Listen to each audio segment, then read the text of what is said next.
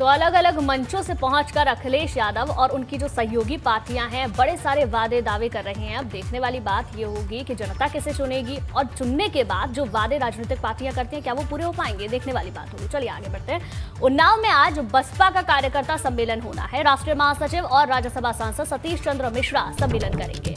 बिल्हौर, सफीपुर, मोहान तीनों आरक्षित सीटों पर चर्चा की जाएगी। दोपहर 3 बजे उन्नाव में कार्यकर्ता का सम्मेलन होगा। प्रदेश की 86 आरक्षित सीटों पर बसपा का फोकस रहने वाला है। पार्टी के पक्ष में माहौल बनाने की कोशिश लगातार जारी है।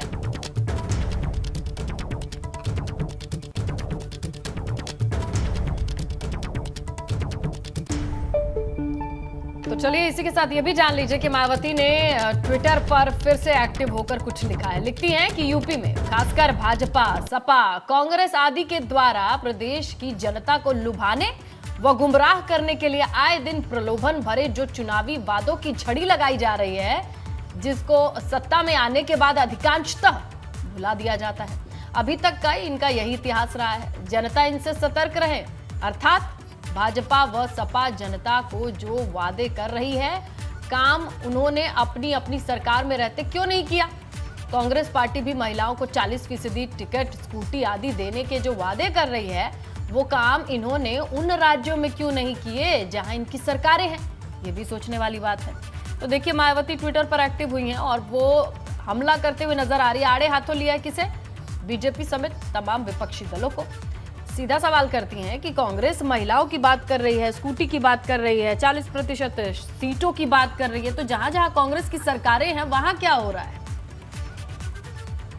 तो चलिए अब हम रुक करते हैं हमारे सहयोगी अनुभव शुक्ला का और उनसे जानकारी लेते हैं। अनुभव, ये बताइए कि अब सक्रियता थोड़ी दिखाई दे रही है, मैदान में है तो सही बसपा, लेकिन उतनी ढंग से नजर नहीं आती है। ट्विटर और आज उन्नाव की रैली को कैसे देखा जाए?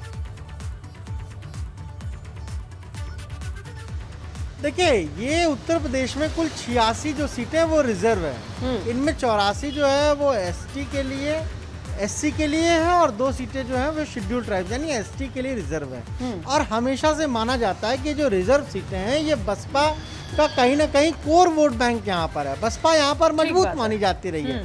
2007 में जब पूर्ण बहुमत की सरकार बसपा की बनी, तब इन 85 सीटों में से 62 पर बीएसपी जीती थी और पूर्ण बहुमत के साथ सत्ता में आई थी। और यूपी की सियासत में अगर हम पिछले 3 चुनाव को देखें तो जो भी पार्टी इस रिजर्व सीट पर ज़्यादा सीटें जीतती है वही सत्ता पर काबिज होती है। 2012 में समाजवादी पार्टी ने इनमें 85 में से 55 से ज़्यादा सीटें जीत ली थी और 2017 में बीजेपी ने भी लगभग 70 के आसपास सीटें इन 86 सीटों में जीती थी। इसीलिए इस बार बीएसपी ने खास फोकस किया है और इसीलिए पहले मायावती ने जो यहाँ जो 86 रिजर्व सीटें उनके जो विधानसभा अध्यक्ष हैं उनके साथ बैठक की, उनके साथ रणनीति पर चर्चा की। और आज इसी कड़ी में पार्टी के राष्ट्रीय महासचिव और राज्यसभा सदस्य सतीश चंद्र मिश्रा जा रहे हैं उन्नाव में। 3 सीटें वहाँ पर देखिए, बिल्हौर की है, इसके अलावा सफीपुर की है, मोहान की है। इन तीनों ही रिजर्व सीटें हैं, वहाँ पर वो सम्मेलन करेंगे। कोशिश यही है कि बसपा का जो कोर वोटर है वो उसके साथ रहे। इन 86 सीटों पर खास तौर से फोकस किया गया है और उसी रणनीति के तहत आज ये सम्मेलन करने जा रहे हैं। ठीक है अनुभव, देखिए ब्राह्मण सम्मेलन होता है, मथुरा में जाके संतों का आशीर्वाद लिया जाता है और अब अपने कोर वोटर्स के पास पहुंचे हैं।